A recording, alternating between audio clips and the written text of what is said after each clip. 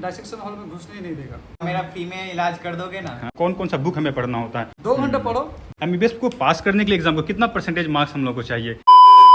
So hi guys, this is Muzaffar, a second year MBBS student from Diamond Harbour Government Medical College, and this video will be all about MBBS first year. आज की इस video में हम लोग अपना experiences आप लोगों से शेयर करने वाले हैं। लाइक आप लोग जो फर्स्ट ईयर में आओगे तो आप लोगों को क्या क्या चीज़ों की रिक्वायरमेंट होगी और आप लोग कैसे एफिशिएंटली MBBS फर्स्ट ईयर को कंप्लीट कर सकते हो। उसके अलावा भी हम लोग काफ़ी ऐसे इन्फॉर्मेशन आपको प्रोवाइड करेंगे जो through out the MBBS first year में आप लोग को काफ़ी काम आने वाला है। तो चलिए यहाँ पर हम लोग वीडियो को शुरू करते हैं। हम लोग का जो पहला पॉइंट है वो है कि जैसे कोई स्टूडेंट नीट क्रैक करके एमबीबीएस में इंटर होता है तो एमबीबीएस में इंटर होने के लिए उसको क्या क्या चीज़ों की रिक्वायरमेंट होगी, क्या क्या इसेंशियल्स उसको चाहिए, तो इस चीज़ों पे हम लोग पहले डिस्कस करने वाले हैं। इसके लिए हम लोग सबसे पहले जाएंगे गुलाम के पास। गुलाम, हमें आप बताइए कि जो स्टूडेंट पहले नीट से एमबीबीएस में आता है तो उसको, जैसे आपने फर्स्ट ईयर एमबीबीएस यहाँ पे कंप्लीट किया है, तो आपको क्या क्या चीज़ों की रिक्वायरमेंट हुई है, क्या क्या चीज़ें उसे परचेस करना पड़ेगा, उसके बारे में आप बताइए। तो पहले देखो सभी को कॉन्ग्रेचुलेशन। पहला कॉलेज में आते तुम लोगों को क्या चाहिए? मैं यहाँ पे आया डॉक्टर बनने के लिए, और जिस चीज़ के लिए तुम तरस गए थे, जिस चीज़ को देखने के लिए और पहनने के लिए, भाई ये पहनेंगे रोला हो गए, एकदम मजे में चलेंगे। तुमको पहले चाहिए एप्रन, ठीक है, व्हाइट कोट जिसको हम लोग व्हाइट बोलते कोट हैं, जिसको बोलते हैं। तो एप्रन खरीद ले तुम लोगों ने।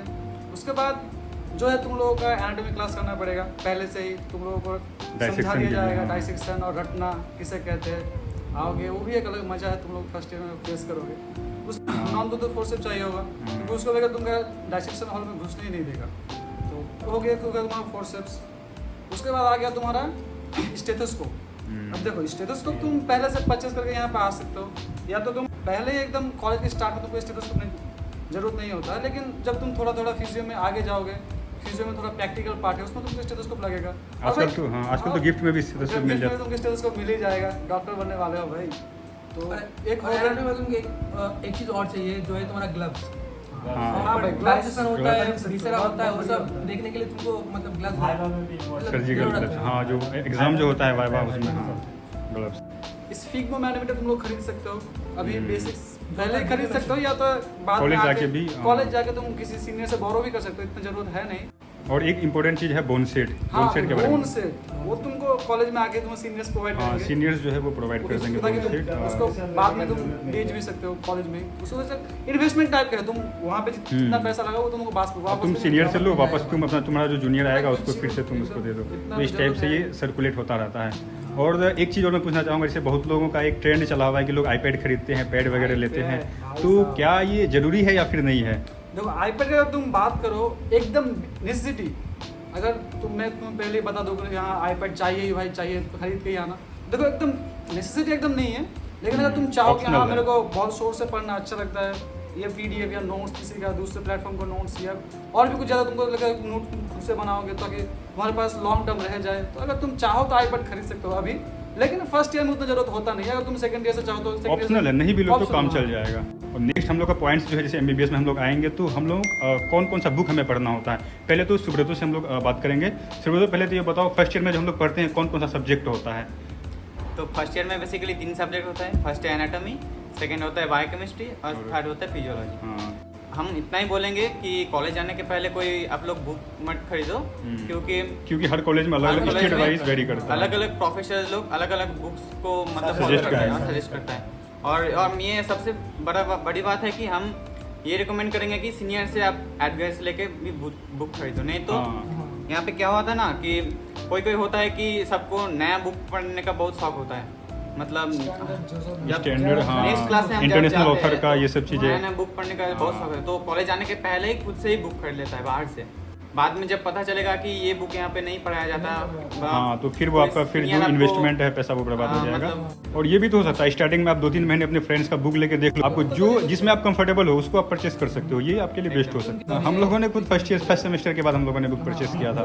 तो हाँ, तो ये कोई इतनी जल्दीबाजी में नहीं बुक परचेस करना है, ये हम लोग का एडवाइस रहेगा। और नेक्स्ट जो पॉइंट्स हम लोग का है कि जैसे आजकल चला हुआ है ऑनलाइन का ज़माना, तो लोग सब्सक्रिप्शन लेते हैं, सब्सक्रिप्शन लेके पढ़ते हैं, क्योंकि थ्योरी क्लासेस में तो उतना सबको पता ही है थ्योरी क्लासेस में क्या होता है, उतना फोकस लोग नहीं कर पाते हैं। तो आसिफ अमन से मैं कहना चाहूँगा कि सब्सक्रिप्शन कितना ज़रूरी है आजकल के लिए?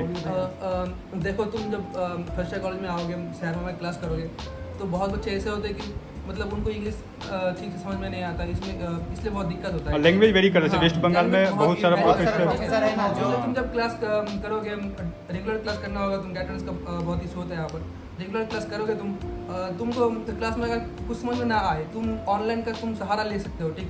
अगर ये सब इसको अगर अफोर्ड नहीं कर सकते हो तो यूट्यूब पे पूरा फर्स्ट ईयर में बेस पढ़ा हुआ है। तो ओवरऑल कंक्लूजन ये निकलता है कि फर्स्ट ईयर में सब्सक्रिप्शन कोई कंपलसरी नहीं है। हाँ, लेकिन अगर आपको परचेस करना है तो आप कर सकते हो। नेक्स्ट पॉइंट यहाँ पर हम लोग का बैचमेट है सादिकुल। तो हम लोग इससे नेक्स्ट पॉइंट पूछेंगे, जैसे एमबीबीएस में हम लोग आते हैं, एमबीबीएस में हम लोग का फाइनल एग्जाम होता है, तो एमबीबीएस को पास करने के लिए एग्जाम को कितना परसेंटेज मार्क्स हम लोग को चाहिए? जैसे नीट में जो बच्चा नीट क्रैक करके आया वो तो हम लोग तो 96-97% स्कोर करते थे, 95% करते थे स्कोर। बोर्ड वगैरह में भी सबको हैबिट होता है 90% 95 स्कोर करने का। तो एमबीबीएस में कितना परसेंटेज चाहिए पास करने के लिए? तो तुम लोग न्यू प्रोफेशन में आ रहे हो, बहुत बहुत कंग्रेचुलेसन सब लोग, एक ग्रेट प्रोफेशन में आ रहे हो। आप लोग नीट क्रैक करके आ रहे हो जहाँ पर 10-12 घंटा कंटिन्यूस स्टडी करना पड़ता है। तो एमबीबीएस और नीट का अगर डिफरेंस मैं कहूँ तो वहाँ पर एक कंपटीशन का माहौल रहता है, उनको सबके साथ कंपटीशन करके 10-12 घंटा कॉलेज में सबके साथ चलना पढ़ना चाहिए। लेकिन यहाँ पर थोड़ा कंपटीशन उतना नहीं है, तुमको सिर्फ और कितना परसेंटेज चाहिए पास होने के लिए? 50%। 50% ओवरऑल 50% मार्क्स में पास हो जाएगा। तो ठीक इतना है, कंपटीशन का माहौल नहीं है भाई, एंजॉय करके पढ़ना है और मज़ा आने वाला है। ठीक है। नेक्स्ट पॉइंट हम लोग का जो है कि नेक्स्ट पॉइंट हम लोग गुलाम से पूछेंगे, how MBBS is different from NEET. जैसे कोई स्टूडेंट नीट से आया है और वो एमबीबीएस में एंटर किया है, तो हम लोगों का भी 1 साल हो गया, अभी हम लोग सेकेंड ईयर में पहुंच चुके हैं, तो कितना कुछ डिफरेंस है नीट और एमबीबीएस में? जैसे नीट में होता है 15-16 घंटे पढ़ाई करते हैं, लेकिन एमबीबीएस में कितना आवर्स पढ़ना पड़ता है? नीट और एमबीबीएस तुम लोग परेशान मत हो जाना। देखो तुम लोग नीट दे के आए हो, हम लोग भी यहाँ पे नीट दे के आए हैं। हम लोगों को भी आदत था कि दिन में लगभग 15-16 घंटे पढ़े थे, या तो मिनिमम तुम पकड़ो 10 घंटे तो पढ़ते ही थे।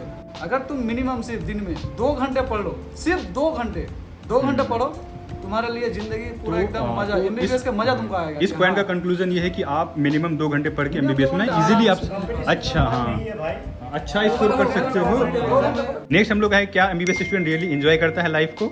क्योंकि कहा जाता है कि मेडिकल फील्ड जो काफ़ी हेक्टिक होता है। हाँ देखो, तो ये बहुत बच्चों का मतलब एक कॉन्क्लूजन होता है कि एमबीबीएस से आने के बाद बहुत ज़्यादा पढ़ना होता है, इसलिए हम खुद का पैशन फॉलो कर सकते हैं कि नहीं।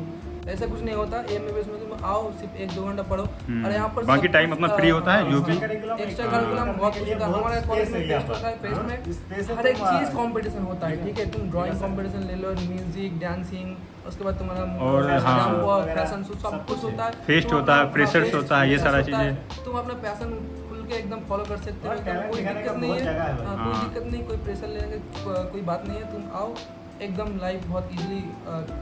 और लास्ट पॉइंट जो हम लोग का सबसे इम्पोर्टेंट पॉइंट है कि जैसे आप लोगों ने एमबीबीएस में इंटर की हो, नीट क्रैक की हो, तो एमबीबीएस में जब जाते हो तो कैसा, जब लोगों को आप बताते हो आप एमबीबीएस कर रहे हो, तो जब लोग आपको रेस्पेक्ट देता है तो आपको कैसा फीलिंग आता है? क्या एक्चुअल में सेटिस्फेक्शन वाला ऐसा कुछ फील होता है? वो सेटिस्फेक्शन तो जब एप्रन पहनोगे और गले में स्टेथोस्कोप लगाओगे उसके बाद ही पता चलेगा। तुम कि शादी वगैरह में जाओगे, ठीक है, अगर कोई रिस्पेक्ट मिलेगा भाई, बहुत ज़्यादा रिस्पेक्ट मिलेगा भाई, ठीक है। लेकिन कॉलेज में होता है कि तुम बहुत मतलब कॉलेज तो सीखने का जगह, अगर कॉलेज में रिस्पेक्ट मिलने लगे सीखोगे कैसे? हर कोई बोलेगा मेरा फी में इलाज कर दोगे ना। हाँ, ये तो पूरा इंडिया में कोई मेडिसिन दो, ये कॉमन डायलॉग है, हर कोई बोलेगा। तो